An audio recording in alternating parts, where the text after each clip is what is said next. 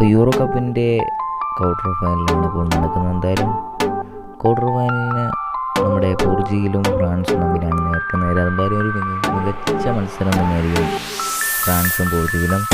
അപ്പം പോർച്ചുഗലും ഫ്രാൻസിനെക്കാട്ടി എളുപ്പത്തിൽ പറയാനുള്ള ഒരു കാര്യം എന്ന് വെച്ചാൽ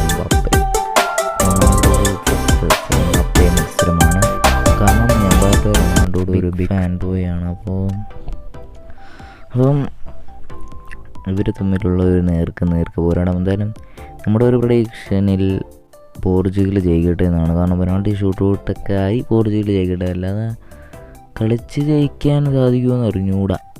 90 മിനിറ്റിൽ മികച്ച രീതിയിൽ കളിച്ച് ജയിക്കാൻ സാധിക്കുമെന്ന് അറിഞ്ഞുകൂടാ. പക്ഷേ പെനാൾട്ടി ഷൂട്ട് ഔട്ടിൽ വിജയിച്ച് കയറട്ടെ എന്ന് തന്നെ, സെമി ഫൈനലെത്തട്ടെ, കപ്പടിക്കട്ടെ. കാരണം റൊണാൾഡോയുടെ അവസാന യൂറോ കപ്പാണ്.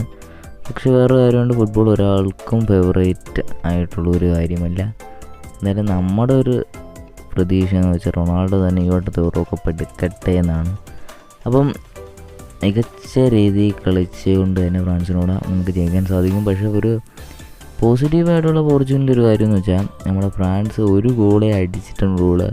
അത് എംബാപ്പയുടെ ഗോളാണ്. ബാക്കി 3 എണ്ണവും അവർ നേടിയിരിക്കുന്നതെന്ന് വെച്ചാൽ ഓൺ ഗോളാണ്.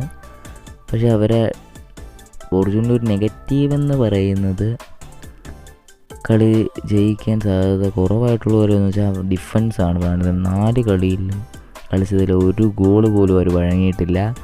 പക്ഷേ ഫ്രാൻസിന് ഏറ്റവും ഒരു പാടായിട്ടുള്ള കാര്യം എന്ന് വെച്ചാൽ ഗോൾ അടിക്കാനായിരിക്കും പാട്. ബാക്കി ഒരു കാര്യത്തിലും പാട് കാണത്തില്ല. അങ്ങനെ ഫ്രാൻസിന് വിജയിച്ച് തരാം. പോർച്ചുഗലിന് ജയിക്കണമെങ്കിൽ ഇത്രയും കാര്യങ്ങൾ ചെയ്യണം. എന്തായാലും പോർച്ചുഗൽ ജയിക്കട്ടെ, സെമി ഫൈനലെത്തട്ടെ, ആ യൂറോ കപ്പ് ജർമ്മനിയിൽ നിന്ന് തൂക്കിയെടുക്കട്ടെ എന്ന് നമുക്ക് പ്രതീക്ഷിക്കാം.